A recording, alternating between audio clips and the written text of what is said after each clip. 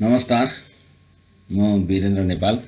आज पनि तपाईहरु सामु अर्को एउटा भिडियो लिएर उपस्थित भएको छु। आज मैले कक्षा 9 को सारङ्गीमा देश कविताको अभ्यास क्रियाकलापलाई लिएर उपस्थित भएको छु। भिडियो अन्तिमसम्म हेरेर शिक्षा लाभ लिनुहुन्छ भन्ने आशाका साथ अब लागौं आज हामी पहिला कविताको विश्लेषणतिर। सर्वप्रथम हेर्नुहोस् कवि परिचय। धीरेन्द्र प्रेमर्षीको वास्तविक नाम धीरेन्द्र झा हो। सिराहा जिल्लामा 2023 सालमा जन्मिएका प्रेमर्षीले मैथिलीमा स्नातकोत्तरसम्मको शिक्षा अध्ययन गरेका छन्। रेडियो नेपालका मैथिली र हिन्दी भाषाका समाचार वाचक तथा सम्पादकका रूपमा कार्यरत प्रेमर्षी गोरखापत्रको विशिष्ट अन्तर्गत मैथिली खण्डको संस्थापक संयोजक पनि हुन्। मैथिली तथा नेपाली भाषामा गजल, गीत र कविताका क्षेत्रमा कलम चलाउने धीरेन्द्र प्रेमर्षीले विभिन्न सङ्घ संस्थामा आबद्ध भई कार्य गरेका छन्। उनले नेपाली भाषाका साहित्यिक रचनाहरूलाई मैथिली भाषामा अनुवाद गरेर प्रकाशन समेत गरेका छन्। मैथिली विषयक पाठ्यपुस्तक लेखनको कार्य समेत गरेका प्रेमर्षीका समयलाई सलाम नेपाली गजल संग्रह, कोन सुर सजाबी मैथिली गीत संग्रह, मैथिली कविता संग्रह, कर्मयोद्धा योगेन्द्र नेपाली सम्पादन आदि अनेकौं कृतिहरू प्रकाशित भएका छन्। अब हेरौं कविताको विश्लेषण। सर्वप्रथम कविताको विषयवस्तु। धीरेन्द्र प्रेमर्षीद्वारा रचित सारङ्गीमा देश कवितामा कविले सारङ्गीले नेपाल र नेपालीका कथा व्यथा प्रस्तुत गरेको कुरा बताएका छन्। सारङ्गीका धुनभित्र मेचीदेखि महाकाली र हिमालदेखि तराई मधेससम्मका कथा व्यथाहरू अटाएका छन्। श्रममा विश्वास गर्ने परिश्रमी जीवनका कथा व्यथालाई सङ्घर्षमा परिणत गरी नेपालीहरू बाँचेका छन्। सुख दुःख एक आपसमा साटासाट गरेर हँसिलो मुहार लिएर बाँचेका छन्। सिर्जनामा रमाउने नेपालीहरू सधैँ साधनामा जुटेका छन्। पौरखी बनेर पसिना बगाउँदै प्राप्त प्रतिफलमा रमाउने नेपालीहरू बक्खु, भाङ्रा, धोती जस्ता विभिन्न वेशभूषामा सजिएर आफ्नो नेपाली पहिरनको माया गर्छन्। विभिन्न मेलापात सुख दुःखमा रमाइला लोकगीतका भाकासँगै सारङ्गीको धुनभित्र हरेक नेपालीहरूका दुःख सुखका व्यथाहरू अटाएको कुरा कविले कविताका तेस्रो पङ्क्तिसम्म व्यक्त गरेका छन्। हिमाली भेगमा बस्ने नेपालीलाई अप्ठ्यारो पर्दा तराईका नेपालीहरूले न्यानो माया दिन्छन्। त्यसरी नै मधेसको दुःखमा पहाडी भेगका मानिसहरूले साथ दिन्छन्। हिमाल, पहाड, तराई कोही छैन पराई भन्ने भावनाले ओतप्रोत भएका 3 कोटी नेपालीहरू स्वाभिमानलाई मियो केन्द्र मान्छन्। हरेक नेपालीहरू मन मस्तिष्कमा पिरतीको दियो बालेर मुस्कुराउँछन्। एक अर्काको भावनामा ठेस नपुगोस् भन्ने चेतना बाँड्दै नेपालीहरू जातीय सहिष्णुता कायम गरेर बाँचेको कुरा पनि सारङ्गीको धुनभित्र अटाएको छ। बुद्ध, ढिकुटी, सीता जस्ता महान व्यक्तिको जन्मथलोका रूपमा रहेको यही माटोमा हिन्दुत्व मुख्य ग्रन्थ गीताले कर्मयोग सिकाएको छ। ज्ञानभूमि, तपोभूमि र स्वप्नभूमिका रूपमा रहेको पवित्र देश नेपाललाई सबै नेपालीले गर्वका साथ धरती माताका रूपमा पूजा अर्चना गर्दै आएका छन्। नेपाल प्राकृतिक, भौगोलिक र जलसम्पदाले भरिपूर्ण देश भएकाले यहाँ विशेष प्रकारको विविधता पाइन्छ भन्ने कुरा पनि सारङ्गीको धुनभित्र अटाएको विचार कविको रहेको छ। पुर्खाहरूले दिएको योगदान र गाथालाई यहाँको प्रकृतिले सदैव सम्झाउँछ। संसारकै शिरपोषका रूपमा रहेको सगरमाताले नेपालीहरूको शिर उच्च बनाएको छ। यहाँका हरेक नेपालीहरूले नेपाललाई समृद्ध बनाउनका लागि मानव रोपेर पाथी फलाउन अनवरत रूपमा लागि परेका छन्। सिङ्गो विश्व सजाउने स्वर्णिम परिवेश बोकेर हिँडेको नेपाल विश्व परिवेशमा स्वर्ग समान रहेको कुरा सारङ्गीको धुनभित्र अटाएको चर्चा कविले गरेका छन्। यसरी कविले यस कविता मार्फत नेपालको भौगोलिक, सांस्कृतिक, धार्मिक महत्त्वका साथै नेपाल र नेपालीहरूको परिश्रम र महत्त्वका बारेमा दर्शाएका छन्। यो थियो कविताको विषयवस्तु। अब कविताको मूल भाव वा सन्देश। नेपाली साहित्यमा गीत तथा गजलकारका रूपमा ख्याति कमाएका धीरेन्द्र प्रेमर्षी विषम 2023 द्वारा रचित सारङ्गीमा देश कविता सबै नेपाली लोक छन्दमा संरचित छ। नेपालको प्राकृतिक, भौगोलिक, सांस्कृतिक, धार्मिक आदि विविधता झल्काइएको प्रस्तुत कविता देशभक्ति भावनाले ओतप्रोत भएको कविता हो। यस कवितामा कविले सारङ्गीको धुनभित्र नेपाल र नेपालीका कथा व्यथा अभिव्यक्त भएको कुरा बताएका छन्। विविधताभित्र एकता नै नेपाल र नेपालीहरूको विशेषता रहेको र सबै नेपालीहरूले देशलाई समृद्धतर्फ उन्मुख गराउन लागि परेको विचार कविले कविता मार्फत व्यक्त गरेका छन्। गाइनेले बजाउने सारङ्गीको धुनभित्र नेपाल र नेपालीका कथा व्यथा पोख्दछ। मेचीदेखि महाकाली र हिमालदेखि तराई मधेससम्मका कथा व्यथा सारङ्गीभित्र अटाएका छन्। सारा नेपालीहरूले भोगेका जीवनका कथा व्यथालाई सङ्घर्षका रूपमा परिणत गरी सबै नेपालीहरू एक अर्कामा सुख दुःख साटासाट गर्दै हाँसी खुसी साथ बाँचेका छन्। एकलाई दुःख पर्दा अर्काले सहयोग गर्ने, एउटा रुँदा अर्को रुने मानवीय संवेदना नेपालीहरूमा रहेको छ। हिमाली बस्तीलाई अप्ठ्यारो पर्दा तराईका जनताले न्यानो माया दिएका छन्। त्यसरी मधेसको दुःखमा पहाडले साथ दिएको छ। मेची दुख्दा महाकाली र महाकाली दुख्दा मेचीले सहयोगको हात फैलाएको छ भन्दै कविले हिमाल पहाड र तराईबीच आपसी मेलमिलापको भावना रहेको कुरा व्यक्त गरेका छन्। 3 कोटी नेपालीहरू स्वाभिमानलाई मियो मानेर पिरतीको दियो बालेर मुस्कुराएका छन्। एकअर्काका भावनामा ठेस नलागोस् भनेर हरेक नेपाली सचेत छन्। आफ्नो देशको गौरव र महिमालाई शिरोधार्य गरेर बाँचेका नेपालीहरू राष्ट्र र राष्ट्रियता सबैभन्दा प्यारो ठान्छन्। प्राकृतिक सुन्दरताले भरिपूर्ण पावन भूमि नेपालमा बुद्ध, भृकुटी र सीता जस्ता महान विभूतिहरूको जन्म भएकाले यो देश साँच्चीकै पवित्र छ। यही माटोमा पवित्र ग्रन्थ गीताले कर्मयोग सिकाएको छ। ज्ञानभूमि, तपोभूमि र स्वप्नभूमिका रूपमा प्रसिद्ध नेपाल विविधतामा एकता भएको राष्ट्र हो। हरेक नेपालीहरूले नेपाली भएकामा गर्व गर्दै देशका राष्ट्रिय सम्पदाहरूको संरक्षण तथा सम्वर्धन गर्नुपर्ने कुरा कविले कवितामा बताएका छन्। हरेक नेपालीहरूले आफ्ना ठाउँबाट देशलाई समृद्ध बनाउन मान रोपेर पाती फलाउनु पर्ने विचार कविको रहेको छ। लोकबाजाका रूपमा प्रसिद्ध सारङ्गी हाम्रो मौलिक बाजा हो। यस बाजाभित्र नेपाल र हरेक नेपालीका पीर व्यथाहरू गुन्जिन्छन्। हिमाल पहाड र तराईको समभावले नै नेपाल र नेपालीको अस्तित्व कायम रहेको छ। हरेक देशका जनतालाई आफ्नो राष्ट्र र राष्ट्रियता सबभन्दा प्यारो हुन्छ। हरेक राष्ट्रिय सम्पदाहरूको संरक्षण गर्दै देशलाई समृद्धको मार्गतिर लैजाने अभिप्राय सबै नेपालीहरूका मनमुटुमा हुनुपर्दछ। प्राकृतिक, सांस्कृतिक, भौगोलिक, धार्मिक आदि विविध प्रकारले सुन्दर, पवित्र र स्वर्गभूमि नेपालको गौरवगान गर्दै कविले विविधताभित्र एकता कायम गरेर सबै नेपालीहरू देशलाई समृद्ध मार्गतिर लैजान उन्मुख हुनुपर्ने विचार कविता मार्फत व्यक्त गरेका छन्। यसरी हामीले कविताको मूल भाव अथवा सन्देश लेख्न सक्छौँ। कविताको संरचना र तथा भाषा शैली। सारङ्गीमा देश कविता नेपाली लोकछन्द अन्तर्गतको सबै छन्दमा रचना गरिएको छ। सबै छन्दको अक्षर संरचना 4+4+4+2 बराबर 14 अक्षरको हुन्छ। यही लोकछन्दमा रचना गरिएको यस कवितामा जम्मा 26 पङ्क्ति रहेका छन्। सरल शब्दहरूको प्रयोग, अन्त्यानुप्रासयुक्त प्रस्तुत कविता ज्ञात्मक गुणले भरिपूर्ण छ। नेपाल र नेपालीको गुणगान गरिएको यो कविता सहज र सरस भाषा शैलीले युक्त रहेको छ। अब हामी अभ्यास क्रियाकलापतिर लाग्यौँ। शब्द भण्डार 1 मा दिएका शब्द र अर्थबीच जोडा मिलाउनुहोस्। शब्द अर्थ: सारङ्गी तारमा रेटेर बजाइने एक प्रकारको नेपाली बाजा। सङ्घर्ष समस्यासँगको जुधाइ, कठोर परिश्रम, पौरखी, उद्यमशील। धरती, पृथ्वी, जमिन, गौरव, इज्जत, प्रतिष्ठा, समृद्धि, उन्नति, प्रगति। स्वर्णिम सुन जस्तो चम्किलो, सुनौलो। 2 नम्बर दिएका शब्दका पर्यायवाची शब्द कविताबाट खोजेर लेख्नुहोस्। हिमचुली हिमाल, नयन आँखा, वासना सुवास, सृष्टि सिर्जना, तातो न्यानो, टाकुरा शिखर। 3 नम्बर दिएका शब्दलाई अर्थ खुल्ने गरी वाक्यमा प्रयोग गर्नुहोस्। स्वाभिमान हरेक नेपालीहरूले आफ्नो स्वाभिमानलाई गिर्न दिनु हुँदैन। भावना नेपालीहरूमा एकअर्कालाई सहयोग गर्ने भावना छ। ज्ञानभूमि नेपाल ज्ञानभूमिका रूपमा विश्वमा परिचित छ। गाथा हाम्रो गौरव गाथालाई हरेक नेपालीहरूले बिर्सनु हुँदैन।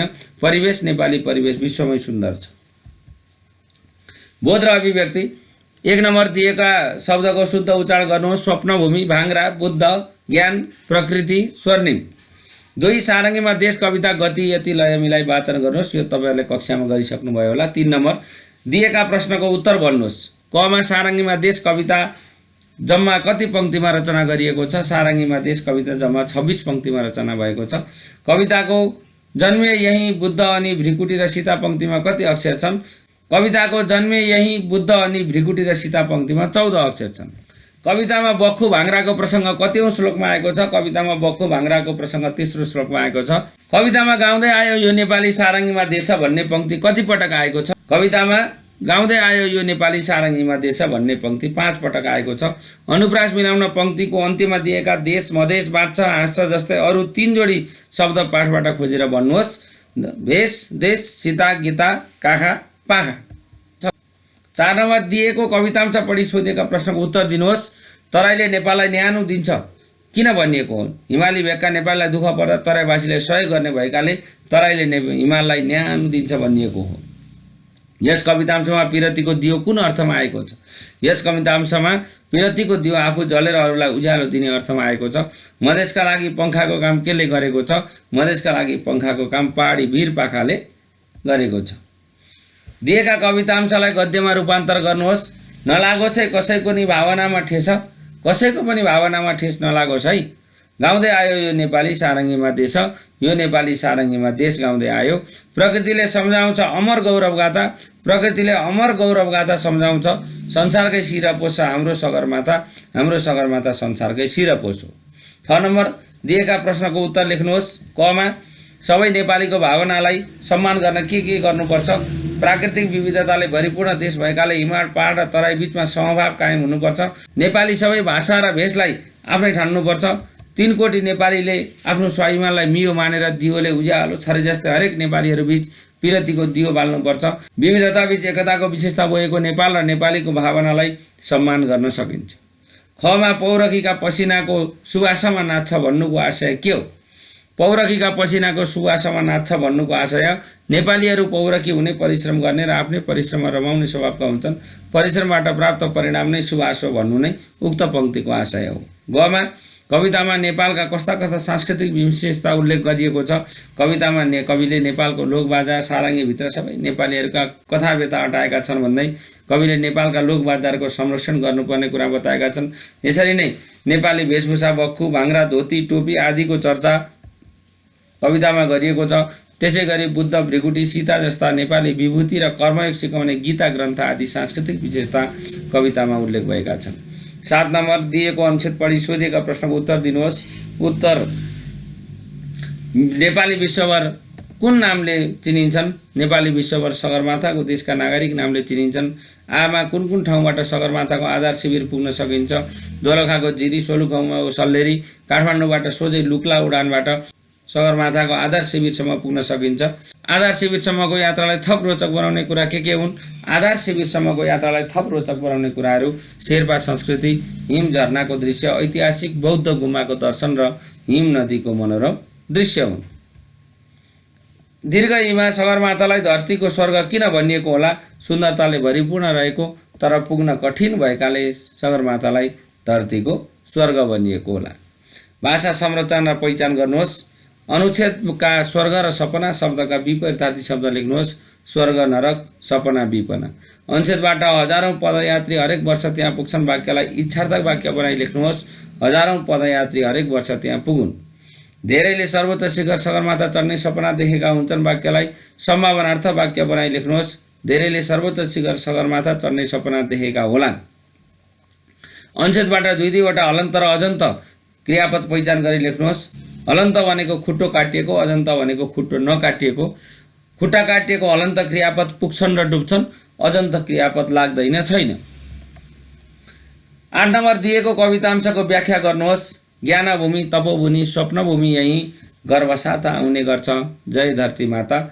प्रस्तुत कवितांश कक्षा 7 को नेपाली पाठ्यपुस्तक सारङ्गीमा देश शीर्षकको कविताबाट सावार गरिएको हो। प्रस्तुत कविता गीतकार, गजलकार तथा कवि धीरेन्द्र प्रेमर्सिले रचना गरेका हुन्। कवितांशमा कविले नेपाललाई पवित्र ज्ञानले भरिपूर्ण विभिन्न ऋषिहरूले तपस्या गरेका कारण तपोभूमि र हरेक नेपालीहरूको स्वप्नभूमि रहेको चर्चा गरेका छन्। पौराणिक ग्रन्थमा उल्लेख भएका कयौं ऋषिहरूले ज्ञान प्राप्त गरेको र बौद्ध धर्मका प्रवर्तक बुद्धले ज्ञान प्राप्त गरेका कारणले पौराणिक युगदेखि नै नेपाल ज्ञानभूमिका रूपमा चिनिँदै आएको छ। यसैगरी अनेक ऋषि महर्षिहरूले तपस्या गरेर ज्ञान प्राप्त गरेका कारणले नेपाललाई तपोभूमि पनि भनिन्छ। वाल्मीकि, व्यास, जनक जस्ता पौराणिक ऋषिहरूले यसै भूमिमा तपस्या गरेका थिए। त्यसरी नै सीता, जनक, भृगुटी, अरण्यको जस्ता महान व्यक्तिहरूको जन्मथलोका रूपमा नेपाल विश्वमा चिनिँदै आएको छ। प्राकृतिक विविधताले भरिपूर्ण र हिम श्रृङ्खला, भौगोलिक बनावट, ताल, पोखरी, नदीनाला आदिले अनुपम सुन्दरता बोकेको देश नेपाल स्वप्नदर्शीहरूको स्वप्नभूमि हो। धरती हाम्री माता समान रहेकी छिन्। धरतीलाई हामी माताको रूपमा पूजा गर्छौँ। धरतीको महिमाको प्रशंसा गर्दै धरती माताको गुणगान गाउँछौँ। आफ्नो देशको रक्षाका लागि हाम्रा कयौं पुर्खाले ज्यान अर्पण गरेका छन् भने आज पनि धरती रक्षाका लागि हरेक नेपालीहरूले ज्यान अर्पण गर्न तयार हुन्छन् भन्ने कुरा माथिको कवितांशमा कविले प्रस्तुत गरेका छन्। यसरी कवितामा देशभक्तिको भावनाका साथै देशको महिमा प्रस्तुत गरिएको छ। सरल भाषा शैलीका माध्यमबाट कविले कवितामा राष्ट्रवादी चेतना जागृत गराएका छन्। लोकछन्द अन्तर्गतको सबै छन्दमा रचित प्रस्तुत कवितांशले नेपाल ज्ञान, तपस्या र तत्त्वदर्शीको स्वप्नभूमि रहेको कुरा प्रस्तुत गरेका छन्। पवित्र भूमिका रूपमा पूजा गर्दै हामी सबै नेपालीले धरती माताको गुणगान गाउनुपर्ने विचार कवितांशमा व्यक्त भएको छ। दिएका बुदालाई आधार मानी कविताको मूल भाव लेख्नुहोस्। सारङ्गीमा सारा नेपालीका कथा व्यथा अभिव्यक्त, हिमाल पहाड र तराईप्रतिको समभाव, राष्ट्र र राष्ट्रियता सबैभन्दा प्यारो हुन्छ भन्ने धारणा, प्राकृतिक सुन्दरताले भरिपूर्ण पावन भूमिको महिमागान, विविधतामा एकता राखी समृद्धितर्फ उन्मुख हुनुपर्ने विचार।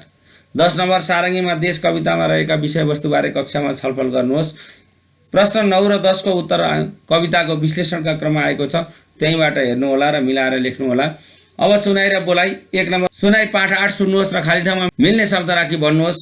ठिटो विश्वलाई खुकुरीको भरमा थर्काउँछ। नेपाली ठिटोले आफू हिँड्ने बाटो आफ्नै पौरखले खन्छ।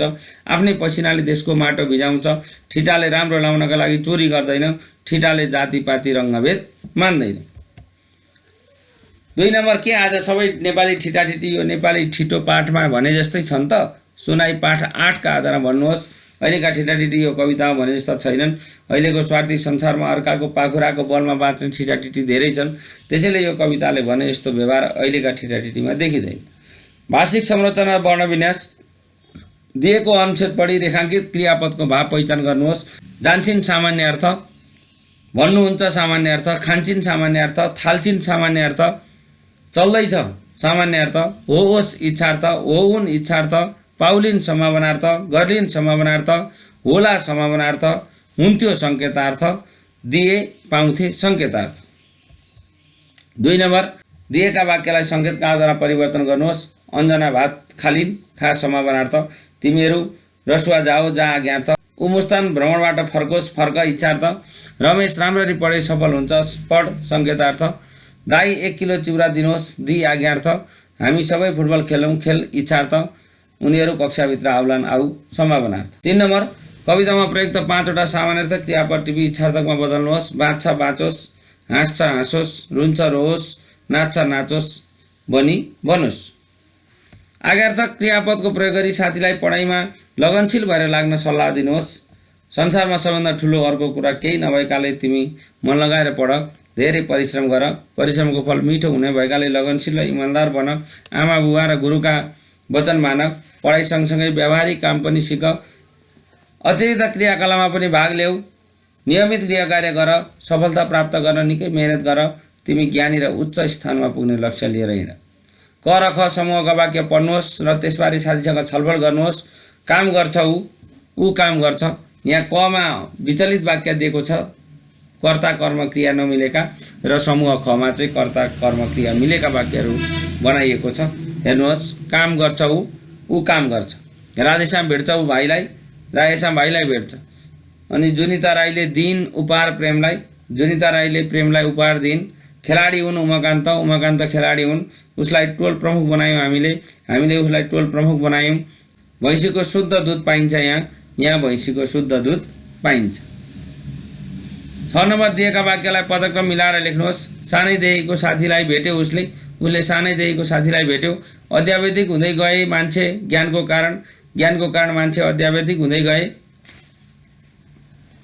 चिसो बढेर निस्कन पनि सकिएन आज बिहान चिसो बढेर निस्कन पनि सकिएन। बन्नुपर्छ सबै हामी कर्मशील सधैँभरि, हामी सबै सधैँभरि कर्मशील बन्नुपर्छ। प्राकृतिक सौन्दर्यका दृष्टिले धनी छ नेपाल प्राकृतिक सौन्दर्यका दृष्टिले धनी छ। दिएका कवितांशका अंश पढ्नुहोस् र पदक्रम मिलाई गद्यमा लेख्नुहोस्। हिमालयलाई न्यानो दिन्छ तराईको काखा, मधेसको पङ्खा बनी बस्छन् भिर पाखा। उत्तर, तराईको काखा हिमालयलाई न्यानो दिन्छ, भिर पाखा मधेसको पङ्खा बनी बस्छन्। नलागोस् कसैको नि भावनामा ठेस। उत्तर, कसैको पनि भावनामा ठेस नलागोस्। यो नेपाली सारङ्गीमा देश गाउँदै आयो यो नेपाली सारङ्गीमा देश। यहाँ विपरीत भएछ, हेर्नु होला। गाउँदै आयो यो नेपाली सारङ्गीमा देश हुनुपर्ने, अगाडि छ उत्तर चाहिँ यो नेपाली सारङ्गीमा देश गाउँदै आयो। 9 नम्बर कक्षामा छलफल गरी लेखनमा अजन्त र उच्चारणमा हलन्त हुने कुनै 10 वटा शब्द लेख्नुहोस्। यो लेखनमा अजन्त भनेको अन्तिममा खुट्टा नकाटिकन लेख्ने, तर उच्चारण चाहिँ खुट्टा काटिएको हुने, जस्तै कलम, बिहान, बात, सामान, देश, हिमाल, मधेस, असल, भिर, असरण। सिर्जना र परियोजना। मेरो घर शीर्षकमा सानो कविता तयार पार्नुहोस्। मेरो घर, वासस्थान हाम्रो घर नेपाल हो देश, अनेक छन् बोलीचाली धेरै वेशभूषा, हिमालय छ हाम्रो शिर प्यारो सगरमाथा, अमर छ वीर नेपाली गौरवको गाथा। यसरी आज हामीले कक्षा 9 को सारङ्गीमा देश कविताको विश्लेषण र अभ्यास क्रियाकलाप हेऱ्यौँ। आगामी दिनमा पनि यस्तै अन्य पाठहरूको अभ्यास क्रियाकलाप विश्लेषण हेर्न चाहनुहुन्छ भने यो च्यानललाई माया गरेर लाइक, सेयर र सब्स्क्राइब गर्न नबिर्सनुहोला भन्दै आजको यस पाठबाट बिदा हुन चाहन्छु। हवस् त, नमस्कार, शुभ दिन।